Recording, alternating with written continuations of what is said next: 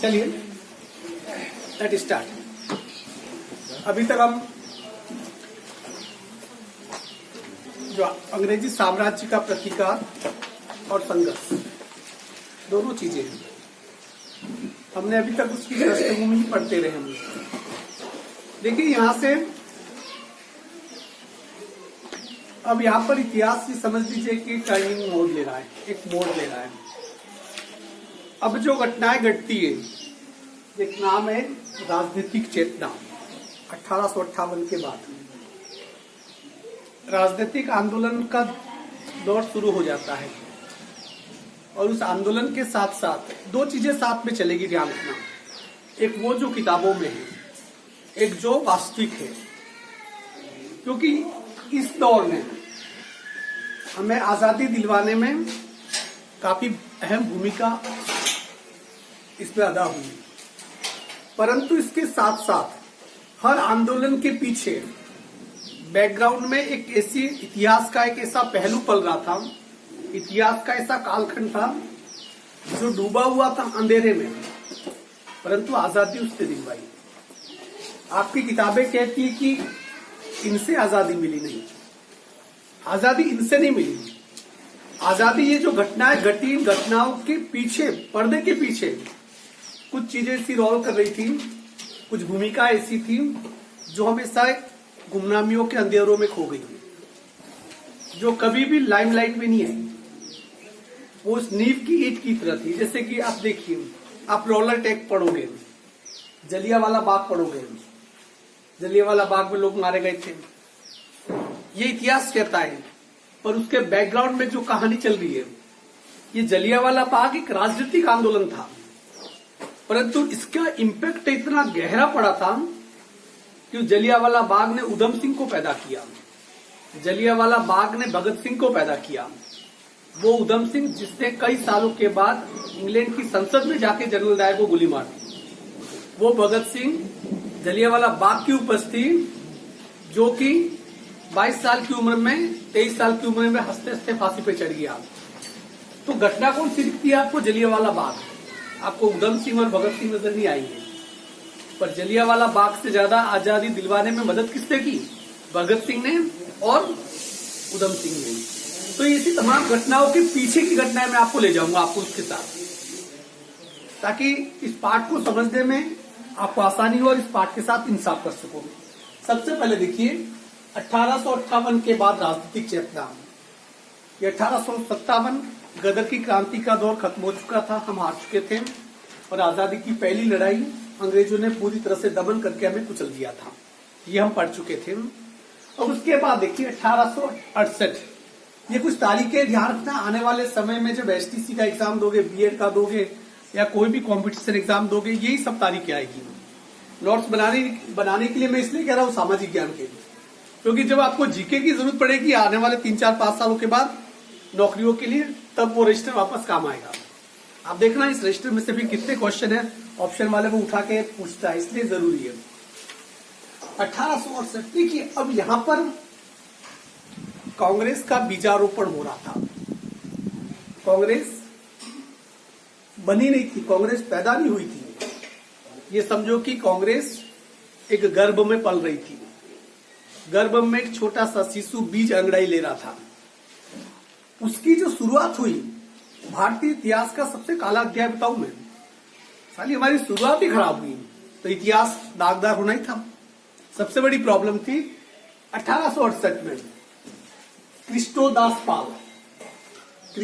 पाल patriot Hindu एक अखबार के संपादक थे।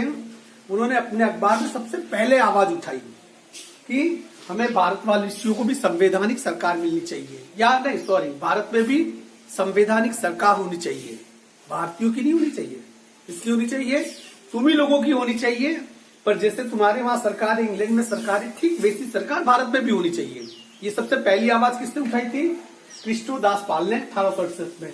1875 इंडियन लीग की स्थापना होती है।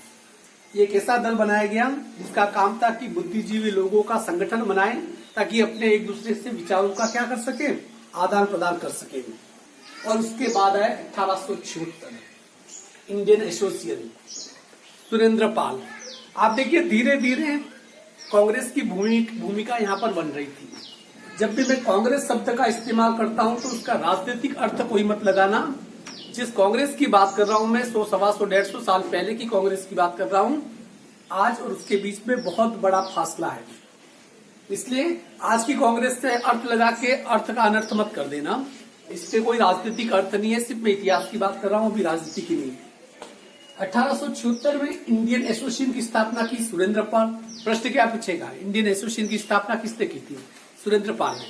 दूसरा प्रश्न, सुरेंद्र पाल ने 1875 में किसकी स्थापना की थी? इंडियन एसोसिएशन की। इंडियन एसोसिएशन की स्थापना सुरेंद्र पाल ने कब की थी? 1875 में। कितने क्वेश्चन हुए? 3 क्वेश्चन। याद रखना। 28 दिसंबर 1885, 1885, कलकत्ता, अल्बर्ट हॉल।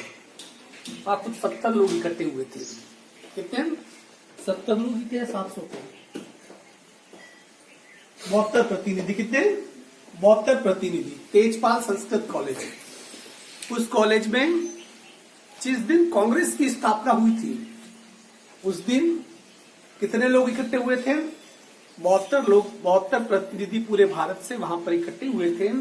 और जिन्होंने इंडियन नेशनल कांग्रेस INC, इसे आज भी वही कहते हैं INC, पर बाद में ये नेशनल हट गया, इसकी जगह इंदिरा हो गया, इंदिरा कांग्रेस आ गया, या उसे IC कहते हैं, अभी आजकल इंदिरा कांग्रेस कहते हैं। तो 28 दिसंबर 1885 को इंडियन नेशनल कांग्रेस की स्थापना हुई। और नाम भी मैंने बढ़िया इंग्लिश पे लिखा है, एलन ऑक्टेवियन ह्यूम। एक रिटायर्ड IAS अधिकारी था। क्या था? रिटायर्ड IAS अधिकारी था। और इसने सोचा, मैंने आपको कहा था कुकर का ढक्कन और वो टिकड़ी, सेफ्टी बॉल, भारत को किसी महाविस्फोट से बचाने के लिए एक सेफ्टी बॉल का आविष्कार किया था एलन ऑक्टेवियन ह्यूम ने। क्योंकि अंग्रेज दिमाग वाले तो थे, हमारे पूर्वज दिमाग वाले थे। बीच की पीढ़ी 700 साल की गुलामी में हमने अपना दिमाग भी गुलाम रख दिया था। हमने अपना दिमाग भी क्या, किसी के रहमो करम पर गिरवी रख दिया था, इसलिए हमारा दिमाग चलना बंद हो गया था। तो कांग्रेस की स्थापना इसके द्वारा हो गई। इसके कारण और उद्देश्य लिखे हुए हैं। सबसे पहले स्पष्ट, ये तो कम से कम इस किताब ने इतनी तो स्पष्ट लिखा है। हालांकि इससे ज्यादा स्पष्ट लिखा जाना चाहिए था, जो किताबें मैंने पढ़ी है उसका रेफरेंस देकर। कांग्रेस की स्थापना क्यों हुई थी? भारतीयों के मन में क्या है, अर्थात कि अंग्रेज ये हर पल ये जानना चाहते थे कि भारतीयों के मन में क्या चल रहा है। क्या भारतीयों के मन में देश को आजाद कराने का विचार तो नहीं आ रहा है? क्या भारतीयों के मन में अंग्रेजों के प्रति हिंसक कार्रवाई का विचार तो नहीं आ रहा है? ये पता चलेगा कैसे? तो उन्होंने क्या किया, एक ऐसे दल की स्थापना की जिसका नाम कांग्रेस रखा गया, ताकि उन दलों की जब जब मीटिंगें होगी उनके बीच में आपस में जो भी बातें होगी वो उनका रिकॉर्ड होगी। और उनके बीच में उनकी जो बातें, तमाम बातें कहां तक पहुंचती रहेगी? अंग्रेजों तक पहुंचती रहेगी। तो अंग्रेजों को पता चलता रहेगा कि भारतीय अगला स्टेप कौन सा उठाने वाले होंगे। दूसरा, मन की भड़ास निकलती रहेगी। अंग्रेज चाहते थे, देखिए एक्चुअली में होता क्या है कि दो लोगों के बीच में झगड़ा हो, एक गाली दे और भाग जाए और दूसरा गाली दे नहीं पाए, तो दूसरे की स्थिति कुत्ते की तरह हो जाएगी। वो दौड़ता रहेगा इधर, क्योंकि मन की भड़ास निकली नहीं। कोई गाली दे और उसको वापस गाली दे दो, आपका हिसाब किताब बराबर, मन आपका बड़ा शांत हो जाता है और शांत मन से आप घर लौटते हो। पर खुदा खास्ता नहीं दी, उससे गाली दी और तुम नहीं दे पाए, तो फिर आपके मन में भड़ास पलती है। और भारतीयों के साथ भी यही था। अंग्रेज चाहते थे कि भारतीयों के मन में जो भड़ास है, कोई ऐसा मंच मिल जाए जहां मिलके वो हमको गाली दे दे, मन का गुस्सा निकल जाएगा और अंग्रेजों के प्रति कोई कार्रवाई की बात वो करेंगे नहीं। तो दो कारण थे। इसके अलावा उद्देश्य क्या था? अब कांग्रेस की स्थापना का उद्देश्य देखो, यहाँ पर कहीं पर भी कारण और उद्देश्य में ये नहीं है कि देश को चलो आजाद कराए। इससे तो अच्छे 1857 का वो मंगल पांडे था, कम पढ़ा लिखा था, अनपढ़ था, अंग्रेजों का विरोध किया, फांसी पे लटक गया। ये तो पढ़े लिखे लोग थे। ये वे लोग थे जो इंग्लैंड जाके पढ़ते थे। ये वे लोग थे जो सूट पहनते थे, टाई पहनते थे, धोती पहनना इन्होंने छोड़ दिया था। ये वो लोग थे जो महंगी से महंगी कारों में उस समय घुमा करते थे, क्योंकि जमींदारों के लड़के थे या राजा थे, जो बड़े बड़े अधिकारी थे उनके बच्चे थे। परंतु इनके देखो उद्देश्य क्या था? आपस में परिचय, एक दूसरे से हाय हेलो करते रहेंगे, इंग्लिश में गुड मॉर्निंग गुड इवनिंग वगैरह करते रहेंगे, क्योंकि उस समय अंग्रेजी भाषा का करेज बड़ा चल पड़ा था। दूसरा, आने वाले वर्षों के कार्यक्रम, कांग्रेस का दूसरा उद्देश्य था कि आने वाले समय में क्या करेंगे। दूर दूर तक आजादी इनको नजर नहीं आ रही थी। तीसरा उद्देश्य था ब्रिटिश संसद के प्रति निष्ठा। देखो कितना बड़ा क्वेश्चन मार्क है। कांग्रेस के उद्देश्य के पीछे कारण क्या था कि कांग्रेस की जो इंग्लैंड की जो संसद है, उस संसद में हमारी पूरी निष्ठा रहेगी।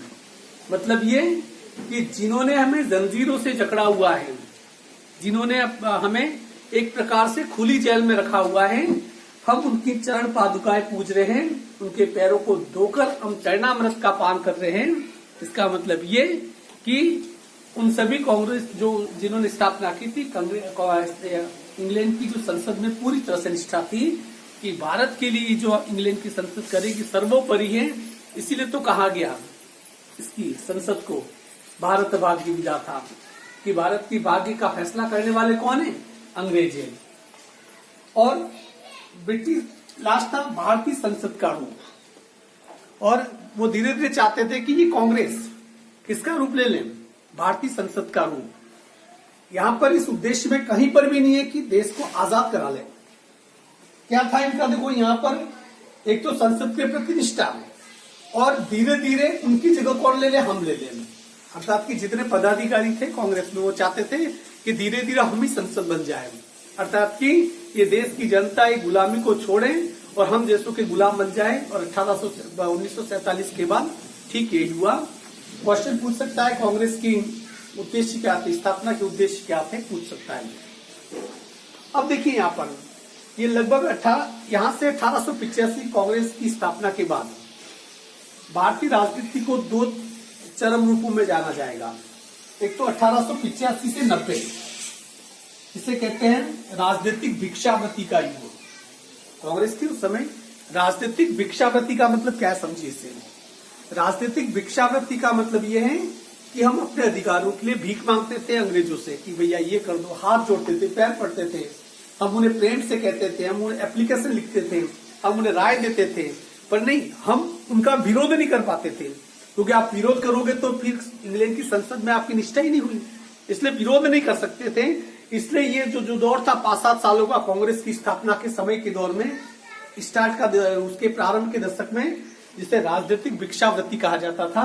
और इसका नेतृत्व करने वाले जो लोग थे वो नरम दल के लोग थे, जिनकी पूरी तरीके से अंग्रेजों में आस्था थी, क्योंकि ये वे लोग थे जो कहीं न कहीं पूरी तरह से अंग्रेजियत में डूबे हुए लोग थे। वो सिर्फ शरीर से भारतीय थे, उनके मन में इंग्लैंड बस चुका था, उनके मन में गुलामी इस प्रकार से बस चुकी थी। आपको मैं अक्सर एक कहानी कहता हूं, मैं आप किसी बहुत बड़े हाथी को देखना, ताकतवर, बहुत ही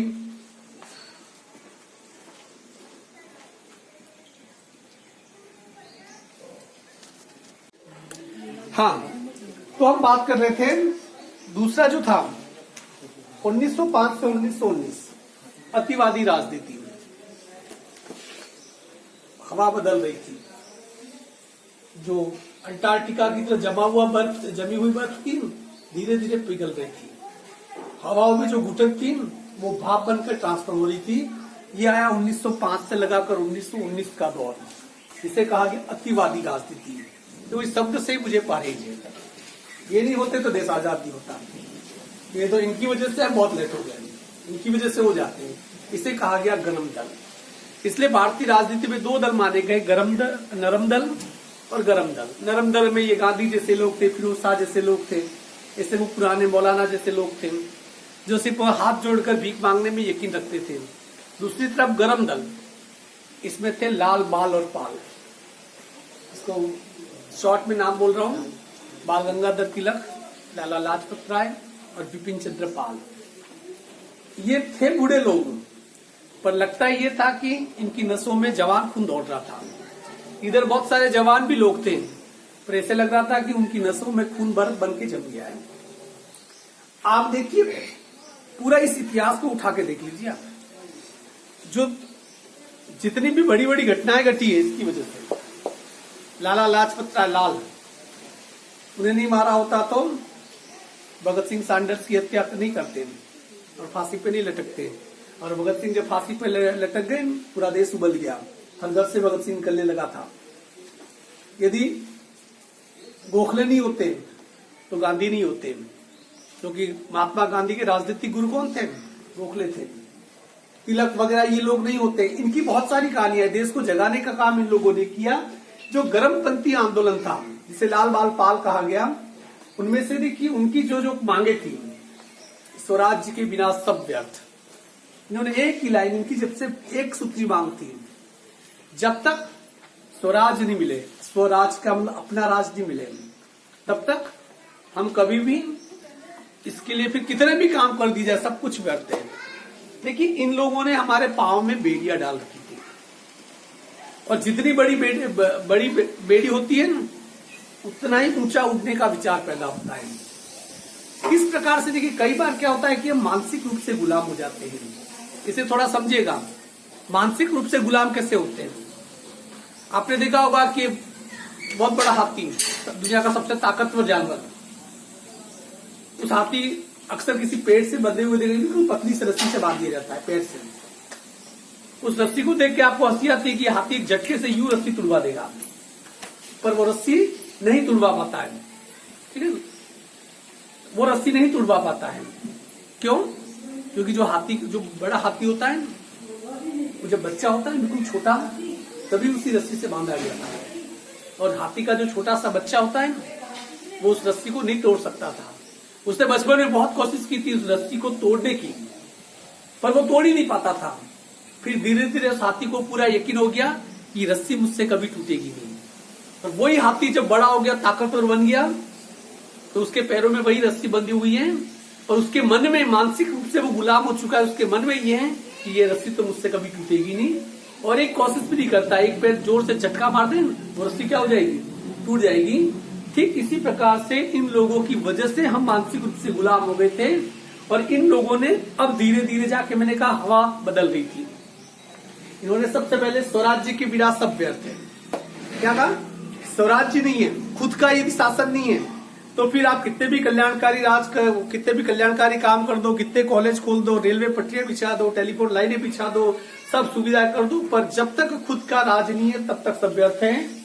इन्होंने फिर पहली बार जो गर्मपंथी दल, विदेशी वस्त्रों का बहिष्कार। देखिए, किसी को हराना है तो उसके पेट पे वार करो। पेट पे मतलब मारना नहीं, उसकी रोजी रोटी छीन लो, वो अपने आप तिलमिला जाएगा। यही किया। विदेशी वस्त्र आते थे कहां से? मैनचेस्टर से, इंग्लैंड से। तो भारतीयों को आपकी विदेशी वस्त्रों का बहिष्कार करो, क्योंकि जैसे विदेशी वस्त्रों का बहिष्कार होगा, इंग्लैंड की फैक्ट्रियां बंद हो जाएगी, वहां लाखों लोग, हजारों लोग उनके बेरोजगार हो जाएंगे, इंग्लैंड तिलमिला जाएगा। भारतीय उद्योगों को प्रोत्साहित किया जाए। प्रोत्साहित किस रूप में? कुटीर उद्योग अंदर लगाए जाए।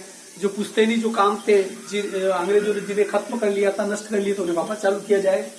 और इसके अलावा उनकी थे कि मैकाले की जो शिक्षा उस समय भारत में थी, उसकी जगह राष्ट्रीय शिक्षा योजना, मतलब खुद के कॉलेज हो, भारतीय संस्कृति पे आधारित कॉलेज खोले जाए, ताकि राष्ट्रीयता का जो क्या हो सके, निर्माण हो सके।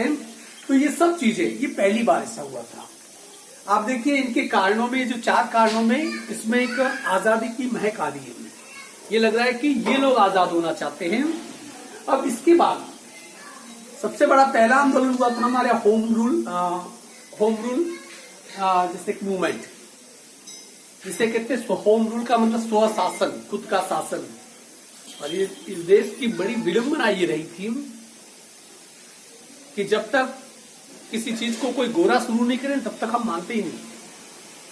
श्याम बेनेगल बहुत अच्छा, जैसे सत्यजीत राय बहुत अच्छा डायरेक्टर है, पर जब तक उसे ऑस्कर अंग्रेजों ने नहीं दिया तब तक हम उसे मानने के लिए कुछ तैयार नहीं थे। अर्थात कि जिस चीज को वेरीफाई अंग्रेज कर दे, गोरे लोग कर दे, हम उसे महान से महानतम मान लेते हैं। अमर्त्य सेन बहुत बड़ा अर्थशास्त्री भारत का, पहले से था, 40-50 साल से था, हम नाम ही नहीं जानते थे, पर जैसे नोबेल प्राइज मिला हमने मान लिया कुछ तो होगा ये। तो भारतीयों की सबसे बड़ी प्रॉब्लम ये होती है कि भारत अपने ढंग से, अपनी तरफ से कोई फैसला ले नहीं पाया है। जो पहला आंदोलन था वो भी चलाने वाली थी आयरलैंड की एक महिला थी, एनी बिसेंट। उसने सबसे पहले होम रूल सोसाइटी की स्थापना की, और 1915 में फिर इसने गोपाल चंद्र गोखले के साथ मिलके, इनके साथ मिलके राजनीतिक आंदोलन की शुरुआत की, जो कि अलग अलग टाइप में 1947 में अलग अलग हिस्सों में उन आंदोलनों के नाम अलग अलग थे, अलग अलग चलते रहे। अब यहां से शुरू होता है भारतीय इतिहास का एक ऐसा सुनहरा दौर भी कह सकते हैं, काला दौर भी कह सकते हैं। इसमें घटनाएं भी है तो कलंक भी है, काले धब्बे भी है, राजनीतिक भूले भी है। कहां पर किसने क्या गलतियां की वो तुम्हारी इस किताब में नहीं है, पर वो हर गलती की तरफ में चलते हुए अपन स्टार्ट करते रहेंगे। सबसे पहला शब्द है रॉलेट एक्ट। देखिए 1919 के आसपास प्रथम विश्व युद्ध समाप्त हो चुका था, और प्रथम विश्व युद्ध में जब भारत इंग्लैंड का गुलाम था, तो इंग्लैंड ने भारत से परमिशन लिए बिना ही भारतीय सैनिकों को प्रथम विश्व युद्ध में धकेल दिया। अर्थात कि भारत के जितने भी सैनिक थे, हजारों सैनिक फर्स्ट वर्ल्ड वॉर में, प्रथम विश्व युद्ध में लड़ने के लिए गए थे। दुनिया के अलग अलग हिस्सों में प्रथम विश्व युद्ध का जो कुरुक्षेत्र था, जिस जमीन पे लड़ा गया था, वहां पर आज भी हजारों भारतीय सैनिकों की समाधियां बनी हुई है।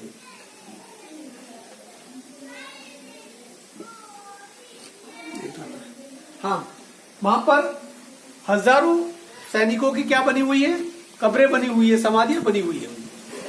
तो भारत के मन में गुस्सा था। गुस्सा क्या था कि बिना हमसे पूछे आप लोगों ने ये कैसे कर दिया। ये दूसरी बात ये थी कि अंग्रेजों ने फिर कहा कि एक काम करो, विश्व युद्ध में भी तुम्हारे सैनिकों को भेजो, शामिल करो। उसके बाद जैसे ही विश्व युद्ध खत्म होगा, भारत को कुछ और अधिकार दिए जाएंगे जो उनके काम आएंगे, और बेहतर अधिकार दिए जाएंगे। अब देखिए उस अधिकारों में उसमें क्या है कि हम आपको आर्थिक रूप से, राजनीतिक रूप से अधिकार देंगे, पर हुआ इसका बिल्कुल उल्टा। जैसे युद्ध समाप्त हुआ और युद्ध का भार जब इंग्लैंड के ऊपर पड़ा, तो क्या किया इंग्लैंड ने, भारत में टैक्स बढ़ा दिए, भारत में आर्थिक शोषण उन्होंने प्रारंभ कर दिया। उसके बाद प्रेस के कठोर नियम कि आप कुछ भी अंग्रेजों के खिलाफ लिख नहीं सकते हो, वो भी कठोर नियम उन्होंने लागू कर दिए। तीसरा, उन्होंने यहाँ देश के लोगों के ऊपर दमन करना, प्रताड़ित करना, क्योंकि विश्व युद्ध के बाद पूरी दुनिया में हलचल मची थी, और विश्व युद्ध के बाद काफी देश धीरे धीरे क्या कर रहे थे, गुलामी से आजाद होने के लिए आंदोलन कर रहे थे, और भारत अभी भी उसमें पिछड़ा हुआ था, और भारत को दबा के रखने के लिए ये उसके ऊपर कार्रवाई चालू हुई। तो भारतीयों के मन में आया कि एक तो हमारे सैनिक युद्ध में मर गए, हम अंग्रेज के इतने काम आए, इंग्लैंड के इतने काम आए, और उसके ऊपर भी हम पे इतना दमन। और इसी बीच 1917 में एक व्यक्ति नाम था, जिसका नाम था सिडनी रॉलेट, व्यक्ति का नाम है ये। सिडनी रॉलेट की अध्यक्षता में एक टीम बनाई गई, समिति बनाई गई एक कानून बनाने के लिए। उसने कानून बनाया, क्योंकि सिडनी रॉलेट नाम है, रॉलेट उसके नाम पे वो व्यक्ति अध्यक्ष था, तो उसके नाम पे उस एक्ट को कहा गया, उस कानून को कहा गया रॉलेट एक्ट। और 19 मार्च 1919 को रॉलेट एक्ट भारत का जो विधानमंडल था, सभी की जो संसद थी, उस संसद में क्या किया गया, उस संसद में उस कानून को रॉलेट एक्ट को रखा गया। अब रॉलेट एक्ट था क्या, ये एक प्रकार से उस समय के भारतीय नेताओं ने बिल्कुल स्पष्ट कहा कि रॉलेट एक्ट क्या है, एक काला कानून था। काला कानून क्या, ये रॉलेट एक्ट जैसे अभी मुंबई में चल रहा है, वो रॉलेट एक्ट की याद दिलाता है। कंगना राणौत का घर गिरा दिया, रॉलेट एक्ट की याद दिलाता है। अर्णब गोस्वामी को उठा के बेचारे को पटक दिया, 7-8 दिन तक जेल में रखा, रॉलेट एक्ट की याद दिलाता है। रॉलेट एक्ट था क्या, जैसा मैंने बिल्कुल सटीक लिखा है, इस एक्ट के तहत, इस कानून के तहत, यदि अंग्रेज पुलिस आपको पकड़ के ले जाती है, यदि अंग्रेज आपको पकड़ के ले जाते हैं, तो आप किसी भी कोर्ट में अपील नहीं कर सकते। जैसे मुझे यदि पुलिस पकड़ के ले जाए, मैं कोर्ट में अपील कर सकता हूँ कि भाई मुझे गलत तरीके से पकड़ा है, मेरी बात न्यायाधीश सुनेंगे, पर उस एक्ट में था कि आप कोई अपील नहीं कर सकते। दूसरा है, आप अपने आप को जस्टिफाई करने के लिए कोई वकील नहीं रख सकते, और आप अपने बेगुनाही साबित करने के लिए दलील भी नहीं दे सकते। मतलब काला कानून उठा के डाल दिया। अब उनकी मर्जी, साल भर जेल में रखे, 2 साल रखे, 3 साल रखे, और कई बार 2-3 साल तक जेल में रखते थे। फिर बाद में ये पता होता था कि इस बेचारे ने कुछ किया ही नहीं था, फिर भी 3 साल जेल में जाके वो आ जाता है। क्यों? क्योंकि ये रॉलेट एक्ट था, उसे अपील, वकील और दलील का कोई भी अधिकार नहीं देता था। तो इस रॉलेट एक्ट की वजह से भारत में एक प्रकार से राजनीतिक दमन प्रारंभ हो चुका था, क्योंकि जो अंग्रेज क्या चाहते थे धीरे धीरे देश को दबाना चाहते थे।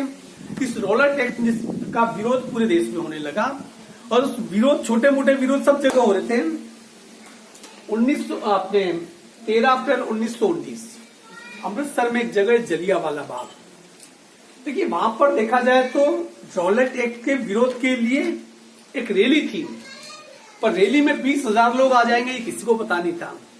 वो आए सिर्फ रॉलेट एक्ट की रैली के लिए नहीं, क्योंकि उस दिन वैसाखी थी और वैसाखी का मेला बढ़ता है सिखों में, इसलिए वो दोनों काम हो जाएंगे। तो एक साथ कितनी पब्लिक इकट्ठी हो गई, लगभग 20,000 लोग इकट्ठे हो गए। और वो जो जलियांवाला बाग जो चारों तरफ से घिरा हुआ बाग है और उससे आने और जाने के लिए सिर्फ एक ही रास्ता है। तो जनरल डायर अपने सिपाहियों के साथ, बंदूकों के साथ, तोपों के साथ वहां पर उस मेन गेट पे आके खड़ा हो गया। अंदर 20,000 की भीड़ थी और बिना किसी चेतावनी के उस जनरल डायर ने फायरिंग का आदेश दे दिया। और फायरिंग तब तक चलती रही जब तक कि उनके कारतूस खत्म नहीं हो गए, उनकी गोलियां खत्म नहीं हो गई। बाद में जनरल डायर ने कहा कि यदि मेरे पास सैनिक होते, यदि मेरे पास गोलियां कारतूस होते तो इस 20,000 में से एक भी व्यक्ति जिंदा नहीं जा पाता। और जलियांवाला बाग के बीचों बीच में कुआं बना हुआ है, ज्यादातर लोगों ने इस कुएं में कूद कर अपनी जान दे दी। कुआं लाशों से पूरा भर गया और उसी जनरल डायर को बाद में अंग्रेजों ने सम्मानित किया था, वीर कहा था जिसे। अब ये देखिए यहाँ पर ही जलियांवाला बाग, इस जलियांवाला बाग में अंग्रेज लोग दावा करते हैं कि 379 मारे गए। उस समय जो कांग्रेस थी वो दावा करती है कि 1000 मारे गए, जबकि उस समय ये लोगों का ये दावा है, जन दावा ये है कि उस जलियांवाला बाग हत्याकांड में कितने हजार लोग मारे गए, 2000 लोग मारे गए। और वो जलियांवाला बाग भारतीय स्वाधीनता संग्राम का माइलस्टोन, मील का पत्थर। जिस दिन ये घटना घटी उसके अगले दिन एक छोटा सा बच्चा, 9-10 साल का बच्चा, लाहौर से जलियांवाला बाग, उस समय भारत और पाकिस्तान एक ही थे, लाहौर से एक छोटा सा बच्चा, 9-10 साल का बच्चा पैदल निकल गया जलियांवाला बाग के लिए। घंटों के सफर के बाद वहां पहुंचा और उसने देखा कि जलियांवाला बाग वहां पर खून से सना हुआ था, चारों तरफ खून ही खून था, लाशें ही लाशें। और उसके बीच में खून से सनी हुई मिट्टी को उसने उठाया और अपने साथ एक दवात लाया था, बोतल लाया था। उस खून सनी मिट्टी को उसने क्या किया, अपनी उस बोतल में भर दिया और लेके वापस वो लाहौर की तरफ चल पड़ा। यहाँ पर एक नए व्यक्ति का जन्म हो रहा था, जिसे बाद में हमने क्या कहा, भगत सिंह कहा। वो भगत सिंह, अर्थात कि जलियांवाला बाग ने भगत सिंह को पैदा किया, आजाद को पैदा किया, अशफाकुल्ला खान को पैदा किया। ये सब जितने भी लोग थे कहीं की जलियांवाला बाग से प्रेरित थे। और जलियांवाला बाग हत्याकांड का जो सबसे प्रमुख आरोपी था जनरल डायर, उसको सालों बाद जब वो यहाँ से रिटायर होके चला गया भारत से, और जब वो संसद में चुना गया, इंग्लैंड की संसद में चुना गया, तो उसी जलियांवाला बाग का एक बिल्कुल गवाही एक छोटा सा बच्चा जो बाद में जाके बड़ा होके उधम सिंह बना, और उसने इंग्लैंड की संसद में जाकर उस जनरल डायर को क्या कर दिया, सबके सामने गोली मार दी और उधम सिंह को किस पे चढ़ा दिया, बाद में फांसी पर चढ़ा दिया गया था। तो इसके बाद भी इतिहास के बहुत सारे मोड़ आएंगे, असहयोग आंदोलन आएगा, सविनय अवज्ञा आंदोलन आएगा, दांडी मार्च आएगा, ये सब चीजें आएगी। नहीं आएगा तो इसके बीच में भगत सिंह नहीं आएगा, उसकी फांसी नहीं आएगी, आजाद अपने सर पे जो गोली मारता है वो नहीं आएगा। पर अपन सबको बीच बीच में क्या करेंगे, अपन लेते हुए आएंगे। आज के लिए इतना ही। जो नोट्स बनाना चाहे बना सकते हो, आप बनाने ही चाहिए। और इस मैंने जो कंटेंट पढ़ा है उसको तो पहले ही पढ़ के आओ, जाके पढ़ लो, पढ़ते हुए वीडियो देखते हुए नोट्स बना सकते हो। और उसके बाद में और आगे भी आप क्या करोगे, इसे और भी पढ़ के आगे जो कल पढ़ाने वाला उसे ऑलरेडी पढ़ के आओगे। सामाजिक के लिए इतना ही काफी है।